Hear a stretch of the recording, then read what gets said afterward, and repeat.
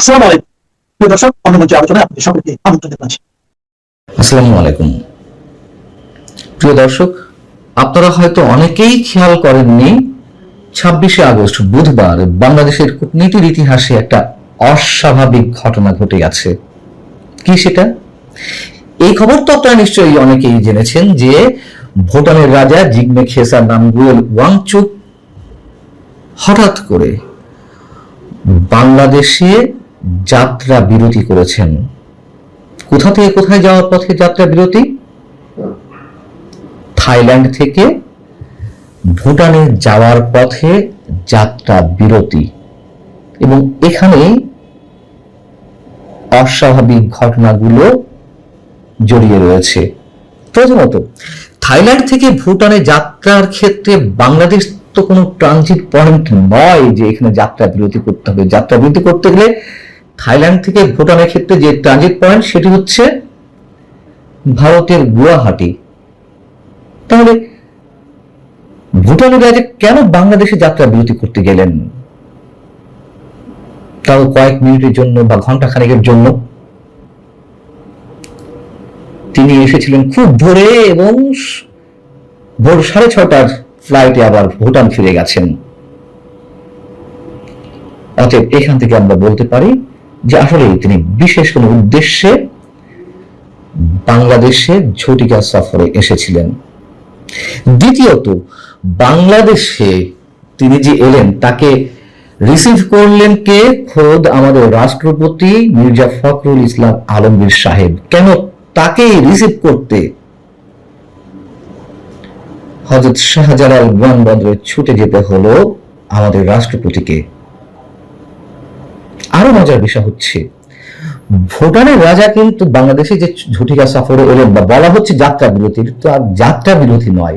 বিশেষ উদ্দেশ্যে তিনি বাংলাদেশে নেমেছিলেন বিশেষ কোনো গুরুত্বপূর্ণ মেসেজ বা গুরুত্বপূর্ণ আলোচনার জন্য এসেছিলেন। তো যেটুকু শোনার জন্য হোক, তিনি কিন্তু সৌজন্য সাক্ষাৎ করতে যাননি আমাদের রাষ্ট্রপতির সঙ্গে, বরং আমাদের রাষ্ট্রপতি সৌজন্য সাক্ষাৎ করেছেন ভুটানের রাজার সঙ্গে হযরত শাহজালাল আন্তর্জাতিক বিমানবন্দরের ভিআইপি লাউঞ্জে।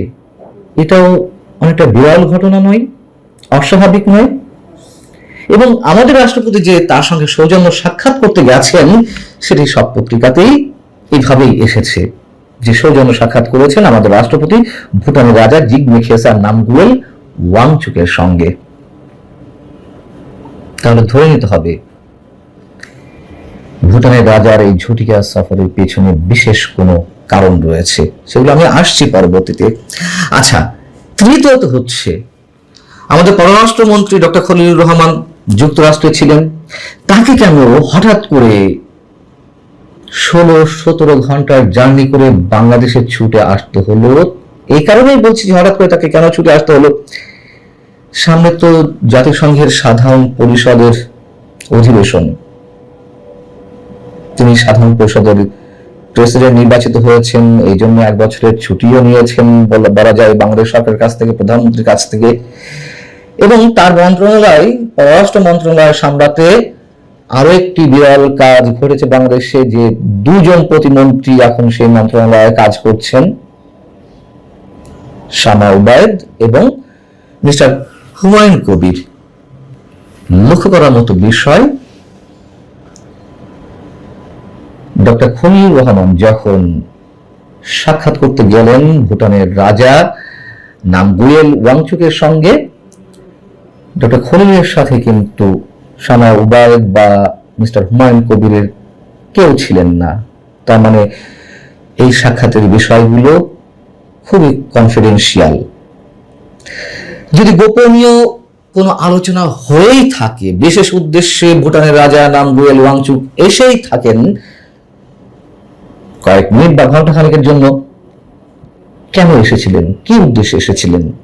1 নম্বর, চীনের প্রভাব ঠেকাতে ভারতের হয়ে বিশেষ কোনো বার্তা নিয়ে এসেছিলেন তিনি? 2 নম্বর, তিনি কি ভারতের পক্ষ থেকে আওয়ামী লীগের হয়ে দুতিয়ালি করতে এসেছিলেন কোনো বিষয়ে? অথবা 3 নম্বর, ভুটানের খরস্রোতা নদীগুলো ব্যবহার করে ব্যাপক পরিমাণ জলবিদ্যুৎ উৎপাদন হয় আমরা জানি। সেই বিদ্যুৎ রপ্তানির ক্ষেত্রে কোনো বিষয় আলোচনা করতে এসেছিলেন? আর যাই হোক, এইভাবে তাদের বিদ্যুৎ রপ্তানির জন্য খোদ ভুটানের রাজাকে ছুটে আসতে হবে, এটি হওয়ার কথা নয়। বরং কি হতে পারে, ভারতের সঙ্গে ভুটানের সম্পর্কটা কি, বা ভুটানকে ভারত কিভাবে ব্যবহার করে, সেই বিষয়ে যদি আমরা একটু পেছনে ফিরে তাকাই বা সেই বিষয়টি আলোচনা নিয়ে আসি, তাহলে অনেকের জন্য বুঝতে সহজ হতে পারে। ভুটান একটি বাফার রাষ্ট্র, ভারত এমনটি মনে করে। বাফার রাষ্ট্র কি? দুই পরাশক্তির মাঝে অপেক্ষাকৃত ছোট বা দুর্বল দেশ, চীন এবং ভারতের মাঝে ভুটান, অতএব সেটিকে বাফার রাষ্ট্র মনে করা হয়। তো সেটিকে কিভাবে ব্যবহার করে নিরাপত্তার জায়গা থেকে ভারতের উত্তর পূর্বাঞ্চলকে বা সেভেন সিস্টার্সকে মূল ভূখণ্ডের সঙ্গে যুক্ত করেছে শিলিগুড়ি করিডোর বা চিকেন স্নেক, আমরা সবাই জানি। এই চিকেন স্নেকের ঠিক ওপাশেই হচ্ছে ভুটান, তার ওপাশে চীন। অতএব এই করিডোরকে চীনের আগ্রাসন থেকে সুরক্ষিত রাখতে ভারত ভুটানকে একটি ভৌগোলিক প্রতিরক্ষা বলয় হিসেবে ব্যবহার করে। আবার চিকেন স্নেকের এই পাশে বাংলাদেশ, এবং সেই অংশে বহুল আলোচিত তিস্তা বহুমুখী প্রকল্পের কাজ শুরু হওয়ার কথা, যেখানে চীন অর্থায়ন করতে যাচ্ছে বলে মোটামুটি একটা সিদ্ধান্ত হয়েছে। এবং ভুটানের ওপাশ থেকে ভারতের দিকে চীন আগ্রাসন চালাতে না পারলেও এদিক থেকে এই তিস্তা বহুমুখী প্রকল্প হলে সেখানে চীনের নানান পর্যায়ে মানুষ আনাগোনা বেড়ে যাবে, ভারতের উপর নজর ধরে রাখতে পারবে, সেখানেই তো ভারতের আপত্তি। এবং একটি বিষয় মনে করিয়ে দিই আপনাদের, যে 2017 সালে ভুটানের ভূখণ্ডে চীনের রাস্তা তৈরির কাজ শুরু হয়েছিল বা চেষ্টা চলেছিল, সেটি ভারত নিজেদের জন্য নিরাপত্তার হুমকি মনে করেছিল এবং ভুটানের সার্বভৌমত্ব রক্ষার অজুহাতে সেখানে সরাসরি ভারত সেনা মোতায়েন করেছিল। 2. জলবিদ্যুৎ কূটনীতি। যদি এই বিষয়ে একটু বলি ছোট করে, যে প্রথমে বলছিলাম ভুটানের খরস্রোতা নদীগুলো ব্যবহার করে ব্যাপক পরিমাণ জলবিদ্যুৎ উৎপাদন করা হয় এবং সেই খাতের প্রধান অর্থায়নকারী হচ্ছে ভারত, এবং ভারতই সেই জলবিদ্যুতের একমাত্র ক্রেতা, এবং এর মাধ্যমে অর্থনৈতিকভাবে ভুটান ভারতের উপর নির্ভরশীল হয়ে আছে। আবার এদিকে ভুটান থেকে বাংলাদেশে বিদ্যুৎ কিনতে বেশ কয়েক বছর ধরে আলোচনা চলছে, কিন্তু সেই বিদ্যুৎ আনতে গেলে ভারতের ভূখণ্ড ব্যবহার করতে হবে বা ভারতের জাতীয় গ্রিড ব্যবহার করতে হবে, আর এই জন্য একটি ত্রিপক্ষীয় চুক্তি দরকার ভারত, ভুটান এবং বাংলাদেশের মধ্যে। কূটনৈতিক নিয়ন্ত্রণের কথা যদি বলি, দীর্ঘ সময় ধরে ভারতের পরোক্ষ নির্দেশনায় ভুটান জাতিসংঘের নিরাপত্তা পরিষদের কোন স্থায়ী সদস্যের সঙ্গে এখনো পর্যন্ত, আমরা যদি ভুল না হয়ে থাকে, বা বিশেষ করে চীন বা যুক্তরাষ্ট্রের সাথে আনুষ্ঠানিক কোন কূটনৈতিক সম্পর্ক স্থাপন করতে পারেনি।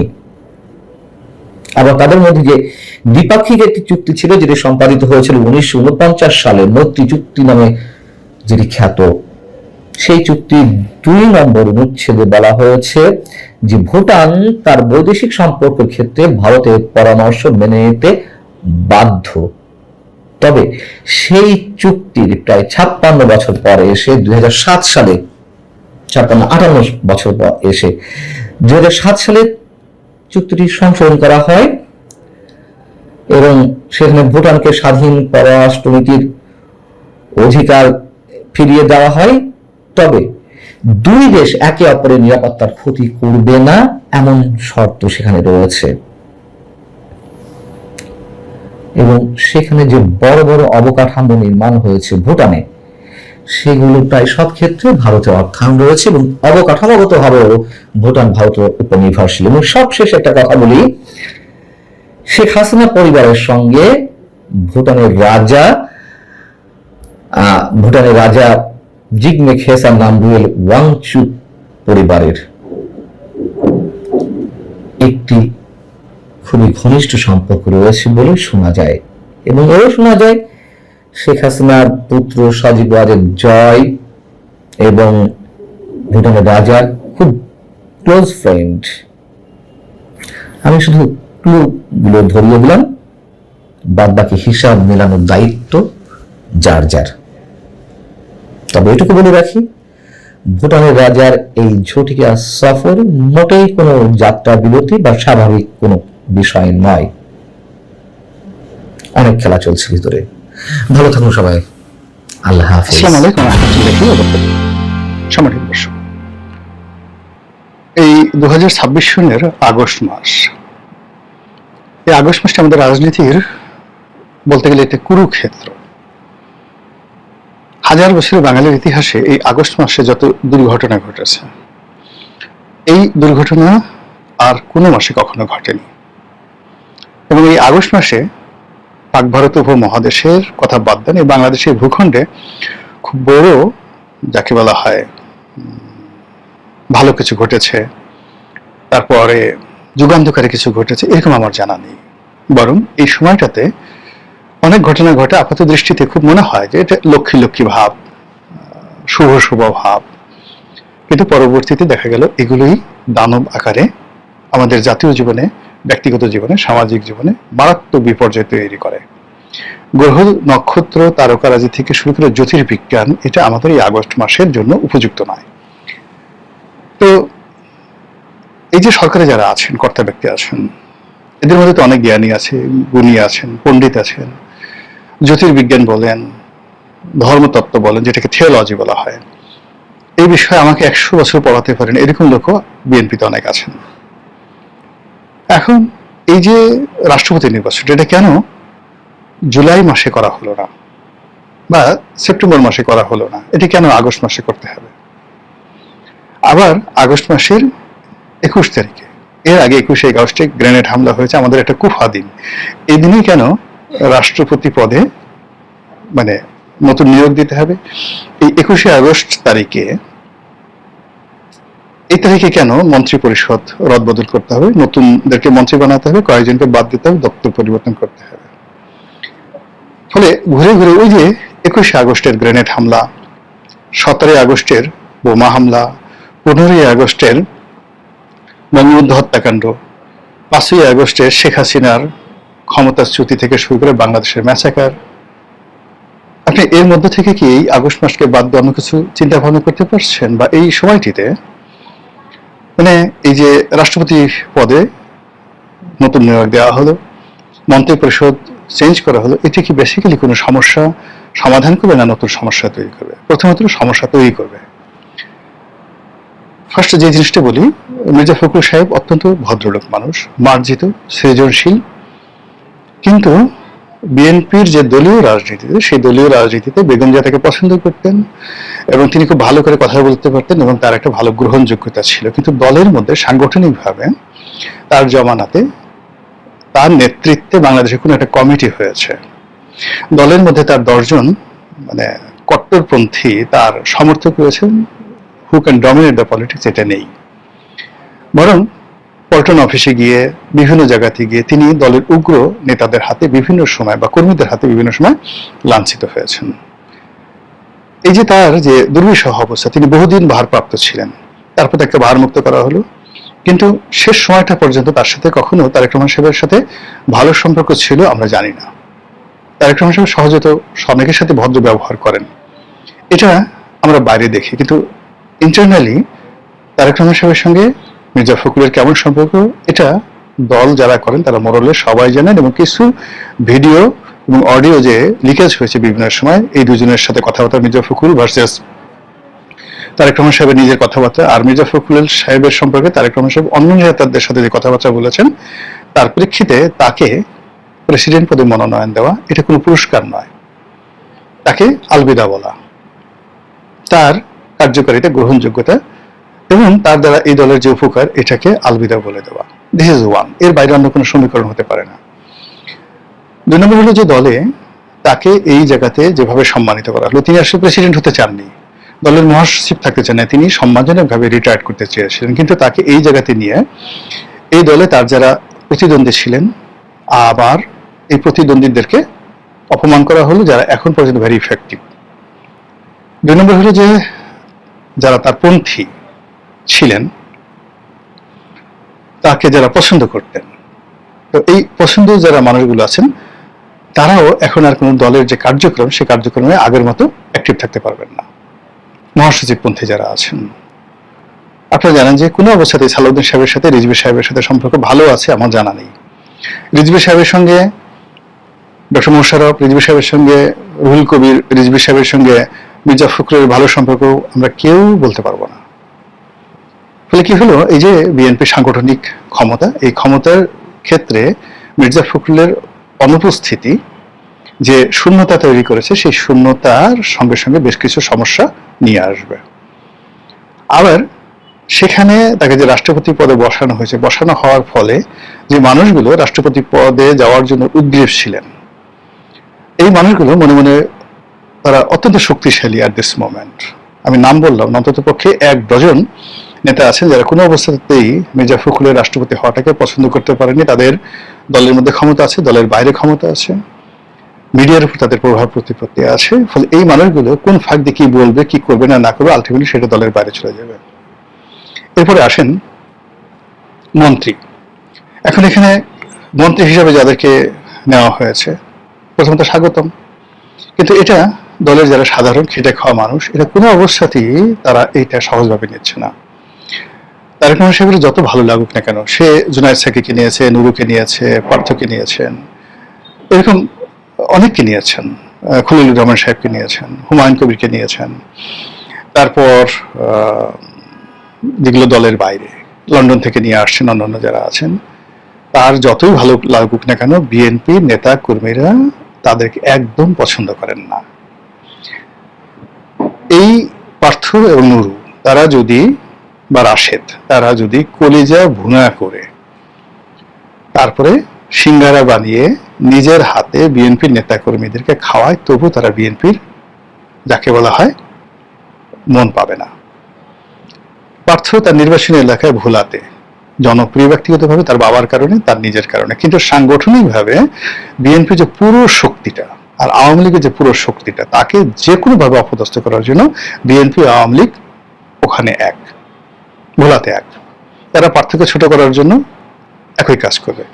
সিমিলারলি আমার নির্বাচনী এলাকা গলাচিপাতে, ওখানে নুরুকে ছোট করার জন্য বিএনপি আওয়ামী লীগ একত্রে জোটবদ্ধভাবে তার সর্বনাশ করবে। ফলে কি হলো, এই যে প্রধানমন্ত্রী তাদেরকে মন্ত্রী বানিয়েছেন, নমিনেশন দিয়েছেন, আলটিমেটলি প্রত্যেকটা যারা হয়েছেন দলের বাইরে থেকে, এদের জীবন, পারিবারিক জীবন কিয়ামত পর্যন্ত এই বাংলাদেশের সবার কাছে যাকে বলা হয় আক্রমণের বিষয়বস্তু হয়ে গেছে। আপনি বাংলাদেশে চিন্তা করেন, হাসানুল হক ইনু, তারপরে রাশেদ খান মেনন, মানে উবায়দুল কাদেরের ভাই ব্রাদার আত্মীয় স্বজন তবুও আওয়ামী লীগের লোকের কাছে যেতে পারবে। কিন্তু ইনু সাহেবের অবস্থা যা, মেনন সাহেবের যে অবস্থা, তারা আওয়ামী লীগ, বিএনপি, জামাত সবার শত্রু হয়ে পড়েছে। একইভাবে এখন দলের বাইরে থেকে যাদেরকে মন্ত্রী বানানো হয়েছে, তারা সবাই বাংলাদেশের একেবারে রীতিমতো আগামী দিনের গণশত্রুতে পরিণত হবে। এটা দলের জন্য ভালো হবে না, তাদের জন্য ভালো হবে না। এই গেল এক।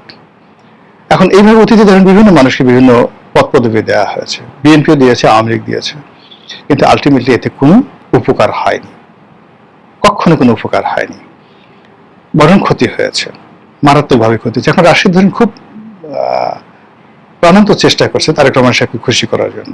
তারেক রহমান সাহেব দেখছে যে রাশিদ যে কথাগুলো বলছে, সেই কথাগুলো তো বিএনপির লোকের বলা উচিত ছিল, তারা তো কেউ বলছে না। রাশিদ যেহেতু বলছে, কাজেই রাশিদকে তিনি কাছে ডেকে নিয়েছেন। তো রাশিদ যে কাজটা করছে, সেই কাজটা তো পিনাকি করছেন, সেই কাজটা তো ইলিয়াসও করছেন। তো পিনাকি এবং ইলিয়াস, আপনি তাদেরকে এই সমাজে কিভাবে মূল্যায়ন করবেন? তারা তো কারো পারপাস সার্ভ করছে, কারো পক্ষে বলছে, বিপক্ষে বলছে, যে কোনো হোক না কেন, তারাও তো একটা বিরাট অডিয়েন্স তৈরি করে ফেলেছে। এখন রাশেদের এই কথাগুলো বা নুরুর এই কথাগুলো দিয়ে যদি আপনি জামাতকে মোকাবেলা করতে চান, আওয়ামী লীগকে মোকাবেলা করতে চান, এটা সাময়িক উত্তেজনা তৈরি করবে, কিন্তু শেষমেশ সবার কাছে এরাও বিপদে পড়বে, এরাও ইমেজ হারাবে, আলটিমেটলি হারিয়ে ফেলেছে। এবং যারা এদেরকে নিয়োগ দিয়েছে তাদেরকে, যেমন ধরুন আমার এখন জামাতের ব্যাপারে আমার একটা সবসময় দুর্বলতা ছিল, সবসময় দুর্বলতা ছিল। তো আমার দিক থেকে ধরেন আমি এই দলটিকে 2009 সন থেকে আওয়ামী লীগের মতো দলে থেকে তাদেরকে যেভাবে আমি সাপোর্ট করার চেষ্টা করেছি আমার লেখনী দ্বারা, ইন্টেলেকচুয়াল যে ফিল্ড আছে সেখানে আমার সর্বতভাবে আমি জামাতের জন্য একটা সফট অবস্থা তৈরি করে ফেলেছি। এটা জামাতের প্রত্যেকটা লোক হয়তো কিভাবে নিয়েছে আমি জানি না, বাট আমি কাজটা করেছি। আমি চেয়েছি যে জামাতের মতো একটা ধর্মভিত্তিক রাজনৈতিক দল, যেটা অন্য যে কোনো উগ্র ধর্মভিত্তিক রাজনৈতিক দলের সাথে তারা নিরাপদ, তাদের জন্য সেটা করেছি। কিন্তু একটা সময় তাদের মনে হয়েছে যে না, তাদের জন্য ইলিয়াসের মতো লোক বেশি দরকার। তো যখন ইলিয়াসের মতো লোক তাদের জন্য দরকার, তখন আমার কাছে মনে হয়েছে যে আমার এখান থেকে আসলে সরে আসা উচিত। ফলে কি হলো, এখন জামাত বলতে মানুষ ইলিয়াসকে বোঝায়, জামাত বলতে মানুষ পিনাকিকে বোঝায়। জামাতের সঙ্গে ধরেন ফরহাদ মাজহার, গোলাম মোল্লা রনি, এই সমস্ত মানুষজন বিভিন্ন সময়টাতে ধরেন ইভেন মাহমুদুর রহমান, আমরা কখনো জামাতের সাথে সুবিধাভোগী ছিলাম না, কিন্তু একটা সফট অবস্থানে থেকে জামাতকে বিভিন্ন সময়টাতে যে সাপোর্ট দিয়েছি, সেই সাপোর্টের ফলে সিভিল সোসাইটিতে ইন্টেলেকচুয়াল লেভেলে যেটা হয়েছে সেটা এক ধরনের ওজন আছে, গ্রহণযোগ্যতা আছে। আর পিনাকি ইলিয়াসের কারণে জামাতের মধ্যে যে অবস্থা তৈরি হয়েছে সেটা কি হয়েছে, এখন জামাতের কোনো নেতা এখন যদি ধরেন একটা সময় জামাতের সভাপতি শফিকুর রহমান আপনাকে টেলিফোন করতেন, আপনার বাসায় যেতেন, এমনকি আওয়ামী লীগ আমলে আপনি অসম্মানিত বোধ করতেন না। কিন্তু এখন তারা সবাই এমন একটা অবস্থা হয়ে গেছে যে এদের সঙ্গে কেউ যদি টেলিফোন করেন, কথাবার্তা বলেন, আপনি কোনো অবস্থাতেই তাদের সঙ্গে একত্রে বসতে যদি সভ্য সমাজের হন, আপনি স্বচ্ছন্দ বোধ করবেন না। এরকম অবস্থাটা তৈরি হয়ে গেছে।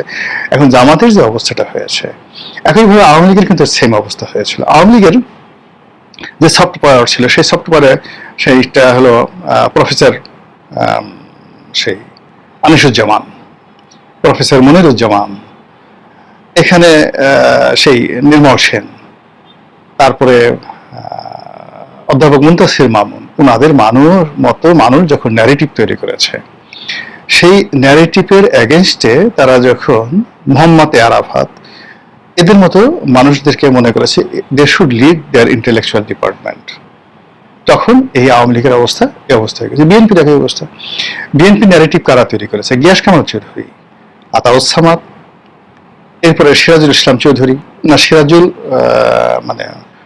জায়জাদিনের সিরাজুর রহমান, যে শফিক রহমানের বড় ভাই, জায়জাদিনের শফিক রহমানের বড় ভাই সিরাজুর রহমান, বিবিসির বিখ্যাত সিরাজুর রহমান নিজে, শফিক রহমান নিজে, এরপরে ঢাকা বিশ্ববিদ্যালয়ের প্রফেসর এমাজউদ্দিন সাহেবের মতো মানুষ, তারা বিএনপির জন্য বাংলাদেশি জাতীয়তাবাদের একটা ন্যারেটিভ তৈরি করেছে। তার আগে আবুল মুসর আহমদ, মাহফুজ আনাম সাহেবের বাবা, ফেরদৌস আহমেদ কুরেশি, আব্দুল হামিদ চৌধুরী, এদের মতো জায়ান্ট, তারপরে সেখানে মশিউর রহমান জাদুমিয়ার মতো পলিটিক্যাল পার্সোনালিটি, আতাউর রহমান সাহেবের মতো পলিটিক্যাল পার্সোনালিটি,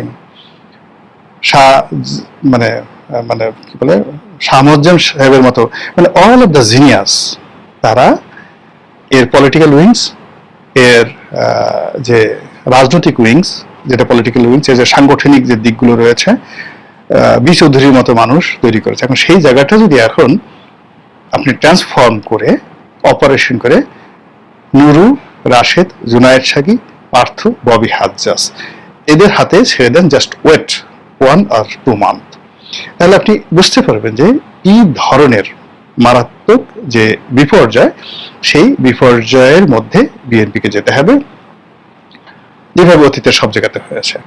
ফলে কি হলো, আপনার যে কোনো একটা রাজনৈতিক আপনি দল করেন বা রাজনৈতিক আপনি মতাদর্শ আপনি চালু রাখেন, তো সেই মতাদর্শের মধ্যে চালু করার ফলে আপনার মান, সম্মান, মর্যাদা সবকিছু নির্ভর করবে যে আপনি কি ধরনের মানুষ, কোন পরিস্থিতিতে, কোন জায়গাটাতে আপনি সিলেক্ট করছেন। যুদ্ধের ময়দানে আপনার এক ধরনের লোক লাগবে, শান্তির সময় আপনার অন্য লোক লাগবে। যুদ্ধের ময়দানে আপনি যাদের দ্বারা যুদ্ধ করেছেন, আপনি শান্তির সময় তাদের দ্বারা রাষ্ট্র পরিচালনা কখনো করতে পারবেন না।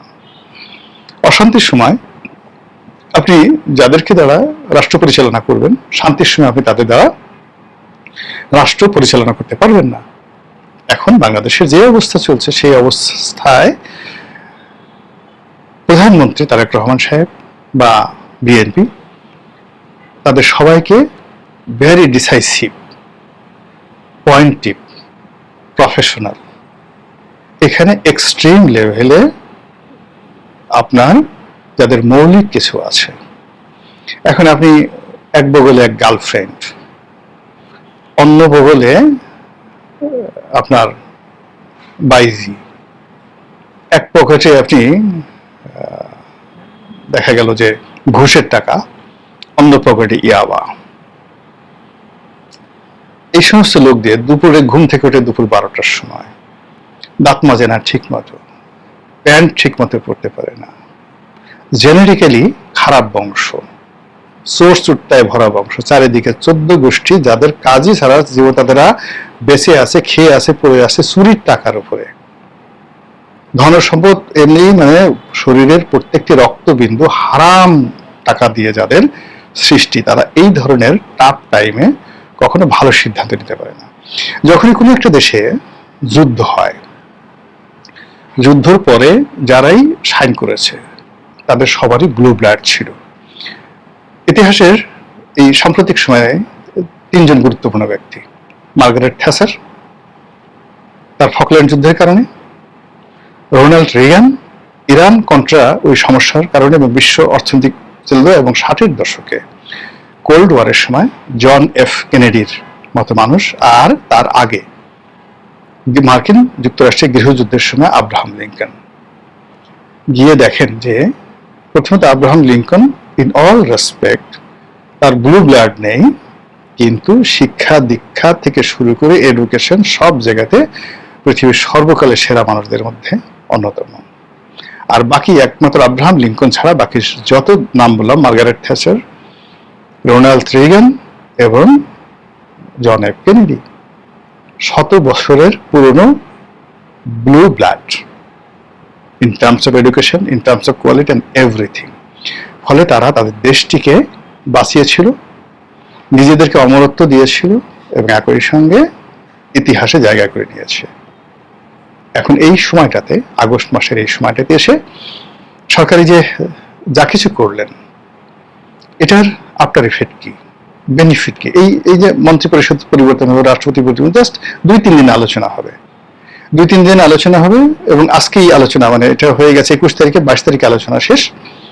23 তারিখ থেকে বাস্তবতা হলো বিদ্যুৎ কয়বার গেল, চালের দাম কি পরিমাণ বাড়লো, গ্যাস আসলো কিনা, ফ্যাক্টরি চললো কিনা, এলসি করতে পারলাম কিনা, মামলা মোকদ্দমা নিষ্পত্তি হলো কিনা, এবং এই জায়গাগুলো যাকে বলা হয় হ্যান্ডেল করার জন্য সরকার কি করছে। কোর্ট কাছারিতে যাদেরকে দিচ্ছে, আইনমন্ত্রী, অ্যাটর্নি জেনারেল, প্রত্যেকটা অফিসে গিয়ে দেখেন কি হচ্ছে।